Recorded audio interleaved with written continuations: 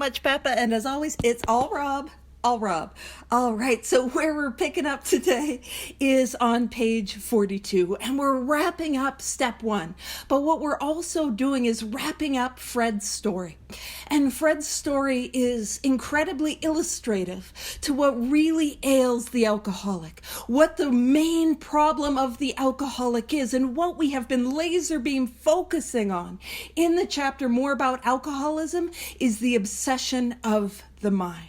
And what we saw was our guy, Fred, also known as Harry Brick. We saw Fred go through this, the cycle of alcoholism. We saw him, go on a spree, go on a bender and say, that's it, I'm never going to drink again. And Alcoholics Anonymous, 2 members showed up and gave him the information of what it meant to be an alcoholic. And he said, that's great, but I got this thing. I can stay sober on my own willpower.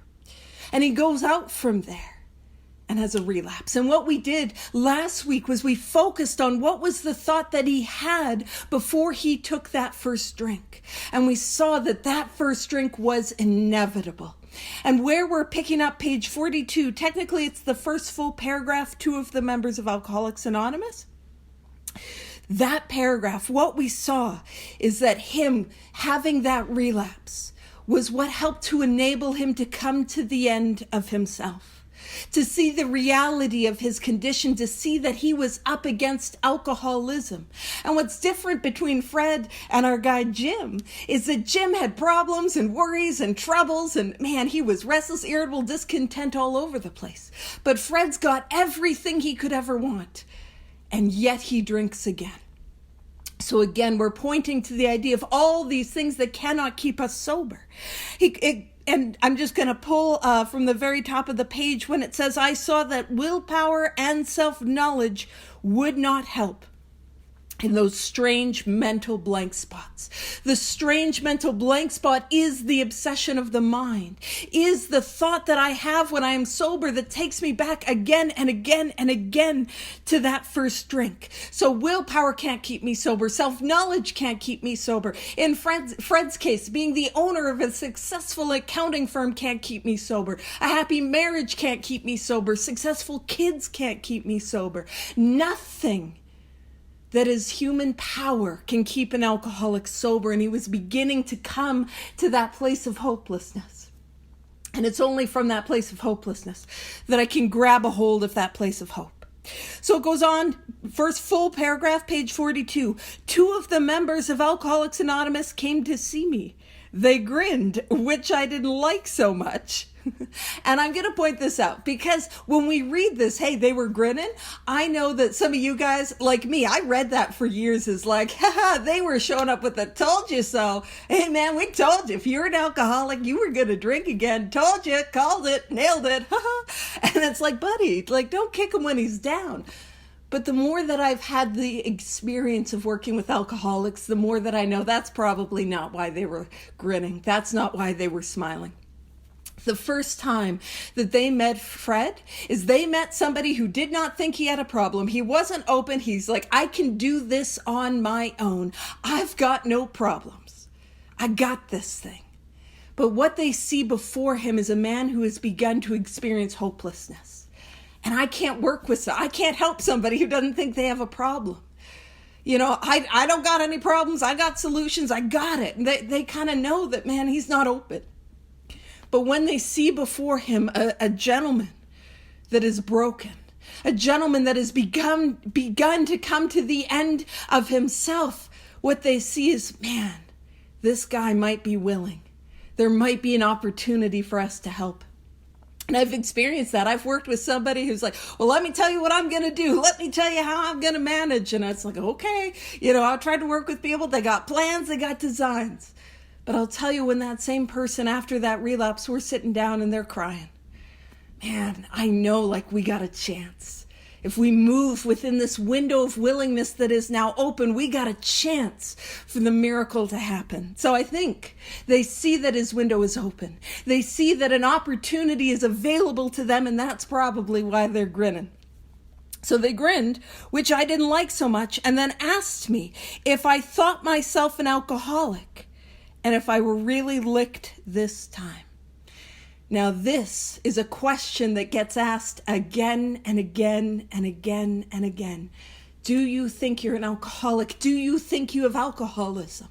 Now, if we want to take this question that they're asking our boy Fred, our homie, and we want to direct it to us, because that's what we get to do. This is a book of mirrors, and I get to hold my experience up to this book. Do I think I'm an alcoholic? What does it mean to be an alcoholic? Well, there are two symptoms. The first symptom is the allergy of the body, that once I start, I cannot stop. Every single time. Do I know what that's like? That once I take that drink, man, that more often than not, that drink takes me and off I go. Does that sound like me? And the second symptom of alcoholism is the obsession of the mind. And that is the thought that I have when I am sober that tells me this time will be different. Nobody will ever know. I just got to get it out of my system. The suddenlies, the efforts, that thought that takes me back again and again to that first drink. Have I had times where I've said I'm not going to drink again only to find myself drinking again? Do I have those symptoms? And am I really licked this time? A way to look at that question is, am I willing to do whatever it takes to get well? And so what we're going to do is we're going to bounce around just a little bit, because what we're going to see is we're going to see that this, I know some of you are like, man, Paige, I'm so sick of bouncing around all over the place with you. I know, I apologize. So, not profusely, just a little bit.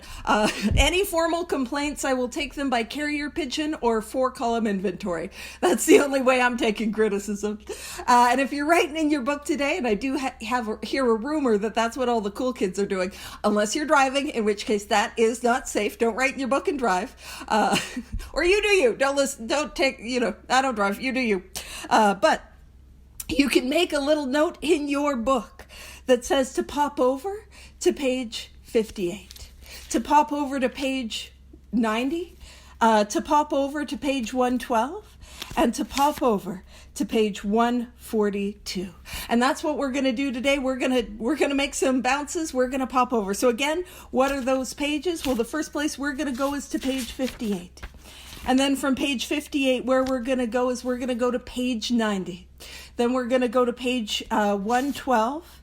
And then we're going to go to page 142. I'm just making so you can make, 42. Yeah, Rob's got it. Rob's got us. 40. We're at 42. We're going to go 58, 90, 112, 142. Woo! Off we go.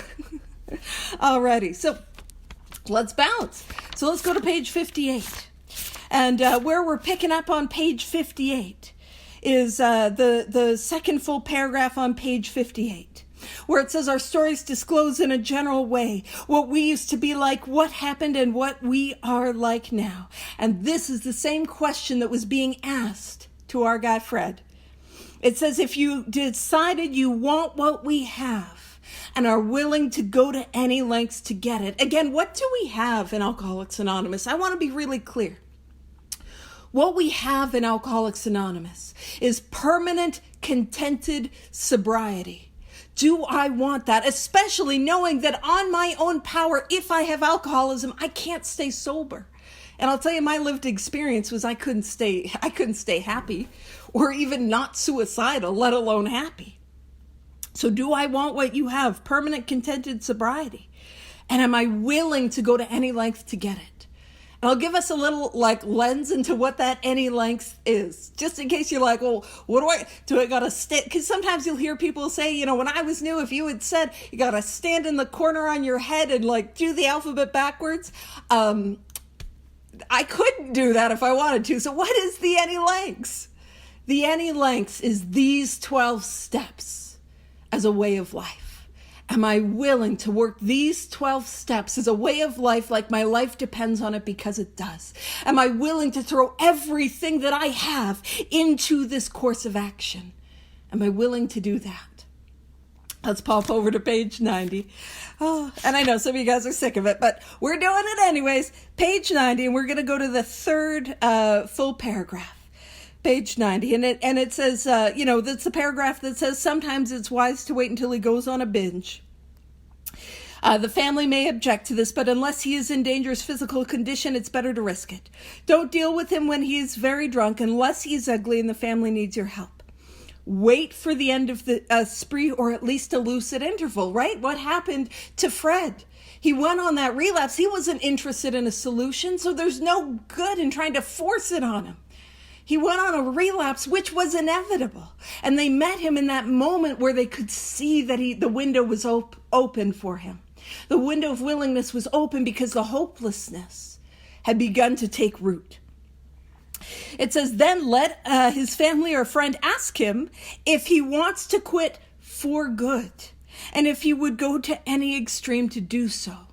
Am I willing to be free? Am I willing to go to any lengths? Again, that any extreme is the extreme. And to be fair, before I take that course of action, it looks extreme. Not like, the extreme sports in the 90s. We were really into snowboarding and rollerblading. But the snowboarding might be more of a Canadian thing. Anywho, am I willing to, I don't have to do paragliding, but am I willing to work these 12 steps as a way of life, like my life depends on it, because it does? And then let's pop over page 112 and let's see what it says. So page 112. And what we're going to see is we're going to go to the 4th full paragraph near the end of the page on page 112. Suppose, however, your husband fits the description of number 2. The same principles which apply to husband number 1 should be practiced. But after his next binge, ask him. So here's the same question, just worded slightly differently. Ask him if he would really like to get over drinking for good. Do I want to get free? Do not ask that he do it for you or anyone else. Just would he like to? So that gauge of that willingness. Now let's pop over 142, last bounce before we get back to our regularly scheduled programming. Page 142. We're in the chapter 2, employers, and we're picking up at the very first full paragraph on page 142 where it says, next, he can be assured that you do not intend to lecture, moralize, or condemn. If this was done formally, it was because of misunderstanding. If possible, express a lack of hard feeling toward him. At this point, it may be well to explain alcoholism, the illness. Again, the illness is the physical allergy and the obsession of the mind. That is alcoholism. So it says, say that you believe he's a gravely ill person. That means fatally ill. And if you didn't believe me, it says with this qualification, being perhaps fatally ill, does he want to get well? You ask because many alcoholics being warped and drugged do not want to quit. But does he?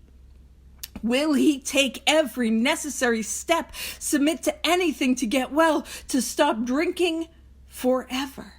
So again, permanent, contented sobriety. Am I willing to go to those any lengths? And that's what they're asking. So let's go back to page 42. The alcoholics, the recovered alcoholics, they're carrying this message and they're asking, are you willing to go to any lengths?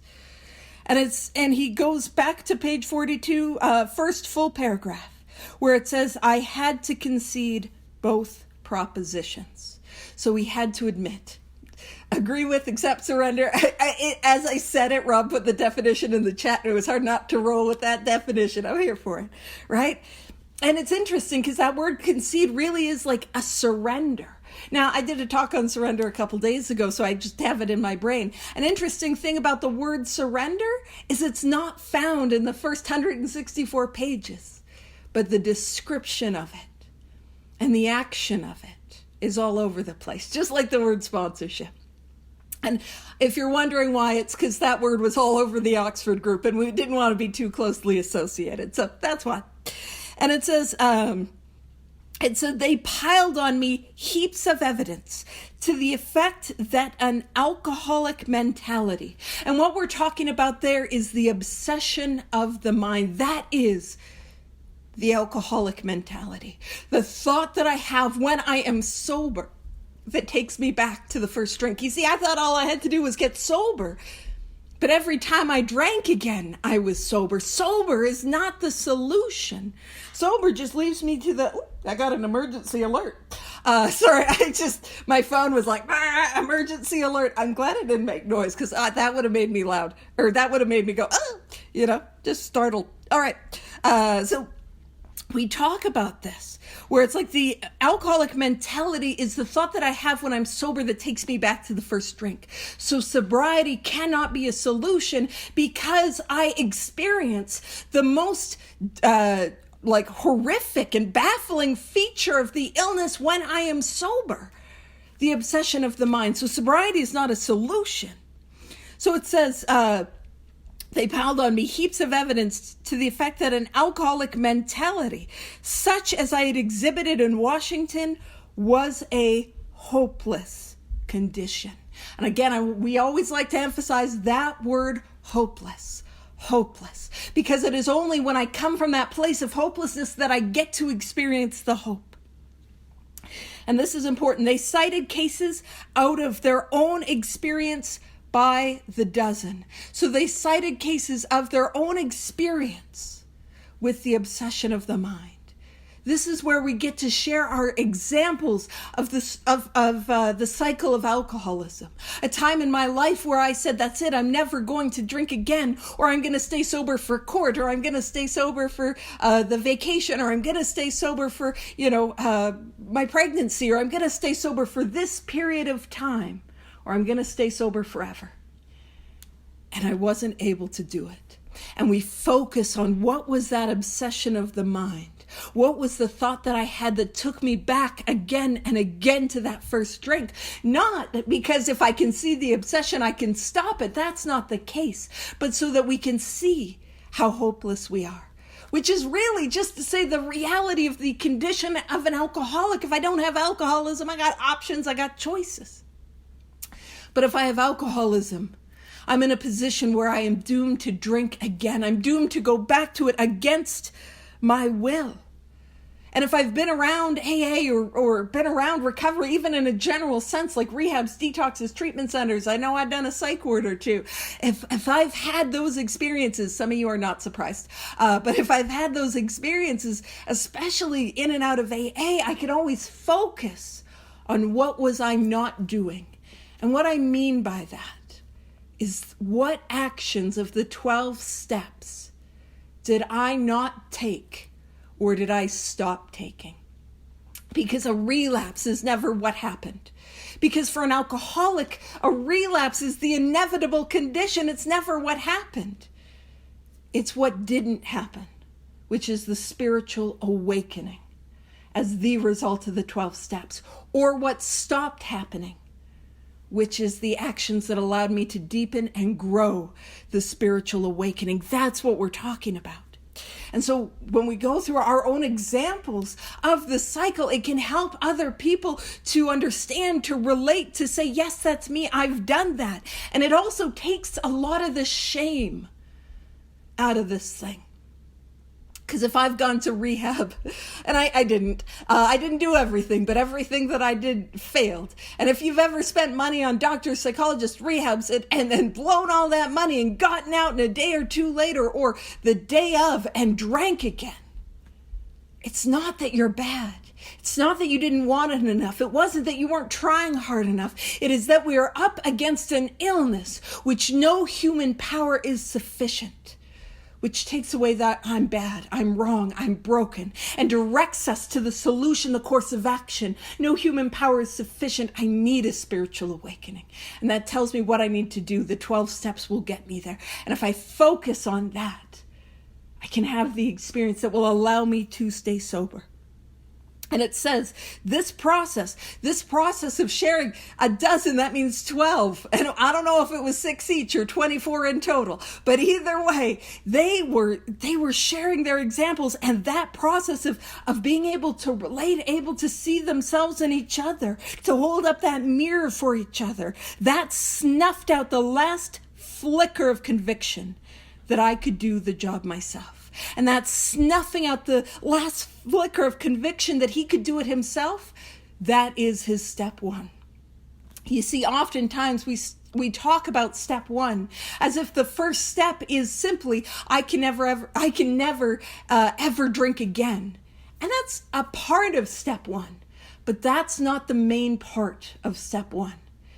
What I need to get to in that step one experience is that I can never ever drink again because I have the allergy of the body. But I will drink again because I have the obsession of the mind. The stark reality that me as an alcoholic, I will drink again, that is step one. And that was his step one experience. That's what the alcoholics were focusing on, was their experience of their relapsing again and again and again. And that is step, and you kind of get a feeling that's not good news. That's not good. It's not like, whoa, step one, right? Like, and when we talk about step one's the only step I got to get 100%. It's like, I got to understand I'm about to relapse. That's what I need to understand 100%. And a lot of times we don't. I didn't, right? I didn't know what was wrong with me. And again, it also indicates that I cannot stay sober no matter how thorough my step one is. How do I stay sober on I'm going to drink again? I can't. Nothing less than a spiritual awakening can keep me sober. That's what we're trying to see.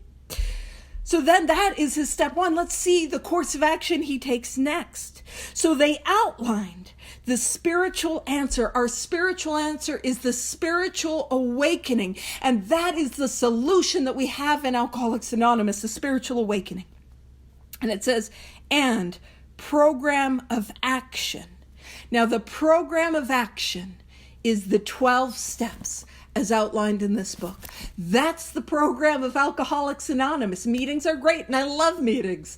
I have never been somebody who had a hard time making meetings. I love them. I love them. I've always loved them. But meetings are not the program. Meetings are where I go to share the program. The program being the 12 steps as outlined in Alcoholics Anonymous. And I'm just pointing that out so that I know what I need to do in order to recover. Because, man, if you're going to lots of meetings and you're relapsing, it's not that you're not trying. It's just our energy is directed not in the right direction, so let's redirect it. Keep coming to meetings. Meetings are amazing. I love them. But it is the 12 steps that take us to the spiritual awakening, and that's what keeps me sober. And it says, and the program of action, which 100 of them had followed successfully. Well, maybe at that point. No, it would be about 80. I was like, wait a minute, I got my dates wrong. So about 80. But again, followed successfully. That was the program that we had, the 12 steps. And he goes on to say, though I had been only a nominal churchman, so he wasn't really big on the God word, big on religion, but he'd, a social convention, he'd go check it out. Though I'd been only a nominal churchman, their proposals were not intellectually hard to swallow. And that makes sense. If I'm struggling with the second, so by the way, that is his second step.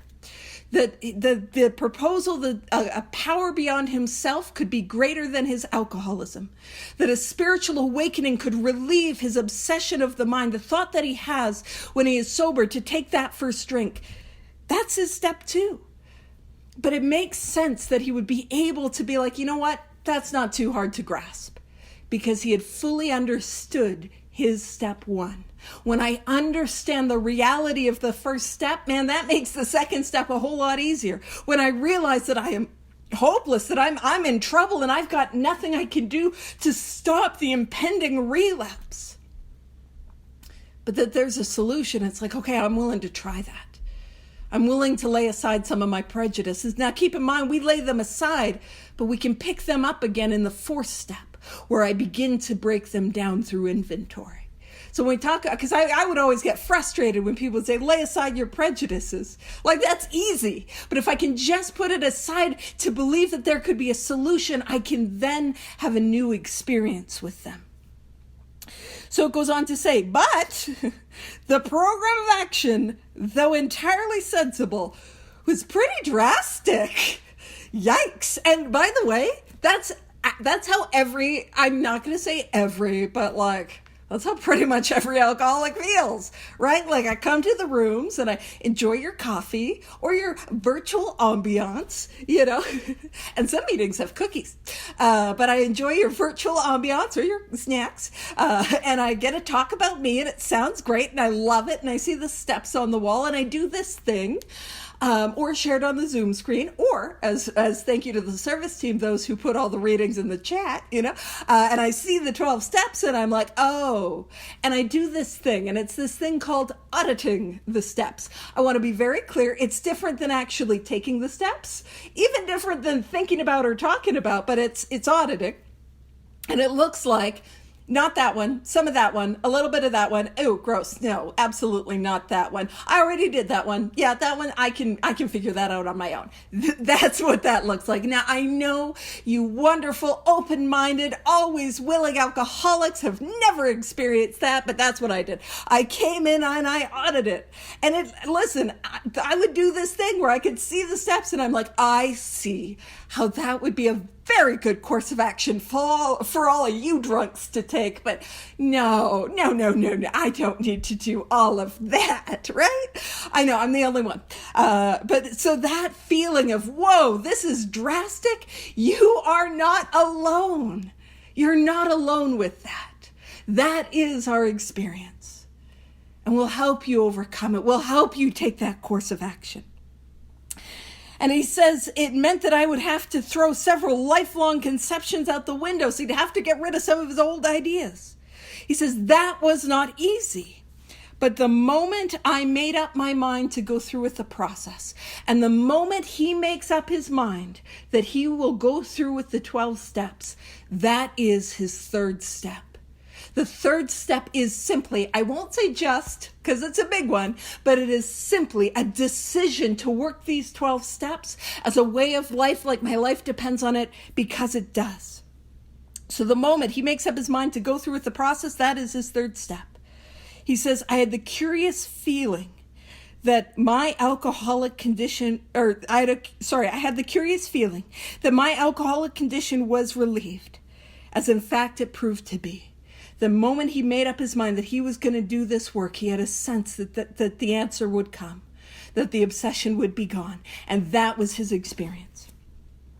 It goes on to say, quite as important was the discovery that spiritual principles. Now, what are the spiritual principles? I'm going to take a course that might sound a little controversial, but not super controversial, because I want your validation and I'd like you to like me.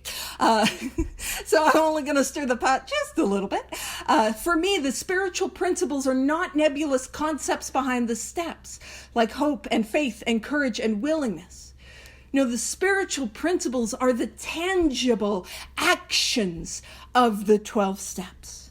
So when it says quite as important was this discovery that spiritual principles, that the actions of these 12 steps would solve all my problems. And Rob might be doing that thing where he's trying to find the thing with all the places it goes problems, or he's not. And he's like, I wasn't going to do that today, Paige. Don't put me on the spot like that. Rude. I am thoughtless. But there's a number of places in this book where it talks about problems. You see, this is a way of life that absolutely will relieve me of the obsession that I have to take the first drink. But it does so much more than that. What's available in Alcoholics Anonymous is so much more than just don't drink. Just don't take that first drink, because that is not possible for an alcoholic. But the transformational process, and we'll talk about it in a little bit. The transformational process allows that this way of life will change how I show up to every single problem that I have. And that has been my lived experience. That this thing works. The more that I'm willing to work it, the more that I'm willing to apply these 12 steps to every area of my life. And it says, I have since been brought into a way of living. We can underline or highlight or make an emphasis on that.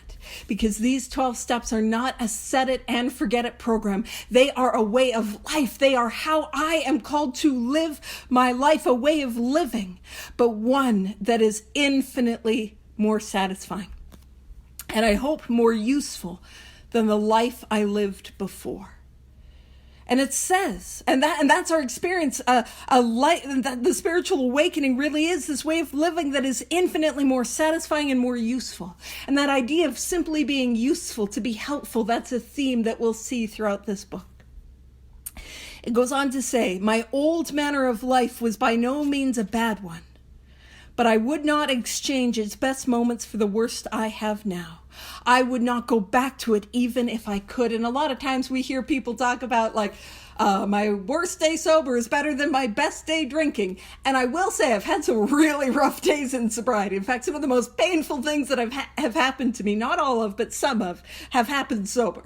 But what he's talking about is the life he had before was in no way as valuable and meaningful and powerful and profound as the life he's living today. And I did this talk, if anyone's interested in it, I have a recording, but I did this talk where I spoke about the spiritual, because sometimes I get bored and I don't like doing basic experience, strength, and hope, because I got bored of that because I have a deficit in my attention that might be a little hyperactive.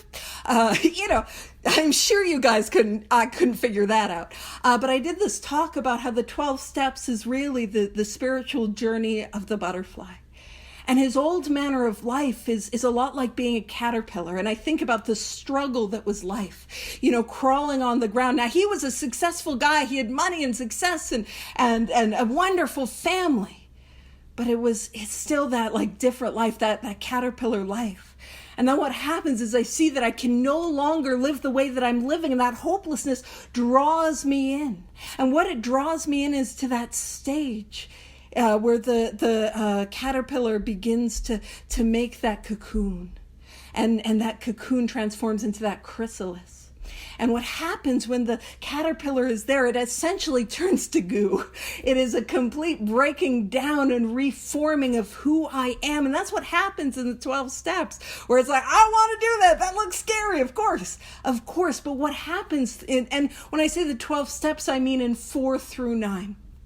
In 4 through 9, in that chrysalis, I turn to goo and I emerge in 10, 11, 12 as this butterfly. But that butterfly, if you've ever seen a butterfly, I mean, they fly like my attention span all over the place, and it's not a strong like wings of an eagle. It's fluttering about and just kind of boop-a-doop-a-doop-a-doop, right?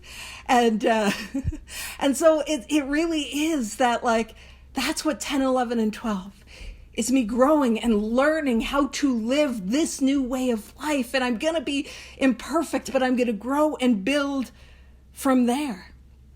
And so that's what he's talking about. He's saying, I now live the life of a butterfly. That's not what he's literally saying. I don't know Harry Brick's opinions on butterflies and chrysalises and pupas or anything like that. I don't know. But what I do know is that he's saying, essentially in the metaphor, he would not go back to the life of the caterpillar, because what he has now is a completely different life. And what I have is, and I think I got time, I'm maybe pushing it. I'm supposed to get step 1 today, but I've got the book Experience, Strength, and Hope. And in the first edition, his story was included, and it's a different slant. And and I'm going to make a stupid joke. I got this from an apothecary table. I said it wrong. But from the days of yore, that is a thinly veiled Friends reference for all the millennials here that are like, oh yes, the one with the apothecary table. That one. No? Okay. But I just have it on a table over there. There's no medicinal quality to that table. It's where, because I have the ADHD, it is my table of piles next to my chair of piles. Some of you guys relate. Yeah, I'm a millennial. It's fine. So I'll read you his story. So it says a different slant. And what we'll see is that it's not long, so don't you worry. I think I can land the step 1. If you do have a copy of Experience, Strength, and Hope, it's the book where all the stories that were taken out of the book reside in. I think there's a number of editions, but this edition that I have, it's on page 33. I don't expect you to have the book to hand. Unless you got your apothecary table from Pottery Barn. What is wrong with me today? Okay, a different slant. I'm tired. I'm tired. All right, a different slide. It says, I probably have one of the shortest stories in this whole volume. And it is short because there is one point I wish to get over to an occasional man who may be in my position. Partner in one of the country's nationally known concerns, happily married with fine children, sufficient income to indulge my whims, and future security from the financial standpoint, should paint a picture in which there would be no possibility of a man becoming an alcoholic from the psychological standpoint. I will let you know that my financial standpoint is not one where I'm able to indulge my whims. I cannot, my whims and fancies financially. It's a little tighter on my budget, that I budget based on vibes. So who knows? So what he's saying, he's like, I got money, I got success. There should be no way, psychologically speaking, that I could be an alcoholic. He goes on to say, I had nothing to escape from. And I am known as a conservative, sound businessman. So he is a solid guy, got his solid thoughts together, and he's good at business. Can't relate, but he's like, I got my stuff. It's in a group. I've got my adult pants on and I'm living my life. Again, hard cannot relate, but we see the juxtaposition between Fred at Harry Brick and our guy Jim, because Jim had resentments, he had problems, and they were piling up. His alcoholism had progressed, but this guy, he's got everything. There should be no reason for him to drink. He said, I'd missed going to my office several times while tapering off and brought myself to sobriety. This time, though, I found I could not taper off. I could not stop and had to be hospitalized, a sign of the allergy. That was the greatest shock to my pride I ever had. Such a blow that made the firm resolve to never taste as much as one glass of beer. He's swearing off. Careful thought and analysis went into this decision. The doctor at the hospital told me vaguely of the work of men who called themselves Alcoholics Anonymous and asked if I wanted one of them to call upon me. I was sure I needed no outside help, but in order to be polite to the doctor and hoping he would forget it, I assented.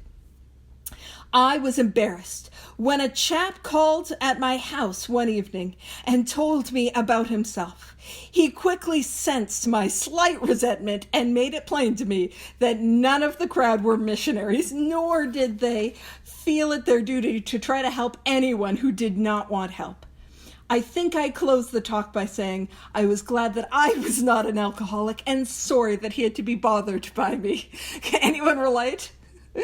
Oh, within 60 days after leaving the hospital, the second time, I was pounding at his door, willing to do anything to conquer the vicious thing that had conquered me. The point I hope to have made is even a man with everything from a material standpoint, a man with tremendous pride and the willpower to function in all ordinary circumstances, can become an alcoholic and finds himself as hopeless and helpless as the man who has a multitude of worries and troubles. And so that's the thrust of what he was trying to get to impart and to get across to us. Back to the actual book that we are studying, it says Fred's story speaks for itself. We hope it strikes home to thousands like him. He had felt only the first nip of the ringer. Now, back in the day, and so for some of us, maybe not that far back in the day, but how clothes would be dried is through a wringer, and it was a machine that would like wring them out and squish them with these two cylinders. And he's saying he caught the first nip of it, like he didn't really get himself that bad on the wringer. He caught it. So he hadn't been mangled by it, and we'll see what happens. He had only felt the first nip of the wringer. Most alcoholics have to be pretty badly mangled before they really commence to solve their problems. Now, that mangling that happens, I want to point out, it does not need to be an external mangling, but at least I do have to be mangled on the inside. I gotta experience that hopelessness to accept the hope. So it goes on to say, many doctors and psychiatrists agree with our conclusions. One of these men, staff member of a world-renowned hospital, recently made this statement to some of us. Now, for a long time, it was reported that this was Dr. Percy Pollock of the Bellevue Hospital. And I feel really proud about this because I was listening to Writing the Big Book, and I was like, wait a minute. That statement, that sounds exactly what it is on page 43. And it's later been, proven, or people like, yes, no, it's this person. So I just feel clever until I then get corrected and they tell me it's somebody completely different, which I don't stand much, but I stand to be corrected. So this is Dr. Leslie B. Holman of Johns Hopkins University. And he met with Dr. Holman met with Bill Wilson and Fitz Mayo, and likely July of 1938. And I believe it's on page 205 of that book, Writing the Big Book, but don't quote me on that part, because it's a big book, a lot of info in there, and I might not have the page right. So it goes on to say, Dr. Leslie B. Holman, what you say of the general hopelessness of the average alcoholic's plight is, in my opinion, correct. So the average alcoholic is hopeless. As the two of you men, so probably Bill and probably our homie Fitz, whose stories I have heard, there is no doubt in my mind that you were 100% hopeless apart from divine help. Again, what makes the alcoholic hopeless is not the allergy of the body. What makes the alcoholic hopeless is the obsession of the mind, that I go back to drink despite the allergy of the body. And so 100% hopeless apart from divine help, a spiritual awakening. That's what the 12 steps bring about. He goes on to say, had you offered yourselves as patients at this hospital, I would not have taken you if I'd been able to avoid it. It's like, ooh, we're not fun to deal with. Why? Because we're hopeless, right? It goes on to say, people like you are too heartbreaking. And it's a reminder how my alcoholism affects those around me. I would never have expected that my illness would be heartbreaking to doctors and medical professionals and psychologists and psychiatrists. So I would not have taken you if I had been able to avoid it. People like you are too heartbreaking. Though not a religious person, I have profound respect for this spiritual approach in such cases as yours. And here it is. For most cases, there is virtually no other solution. And that's where I need to come to, that ability to see that I don't have another solution. If I got another solution, great, go do it, go try it. But for alcoholics, we don't have an alternative solution, but a spiritual awakening that I need to grow and deepen as I continue on my life. And so this last paragraph summarizes everything that we have been trying to hammer home and smash home, especially in this chapter, but really in step 1. And what this paragraph is focusing on is the obsession of the mind.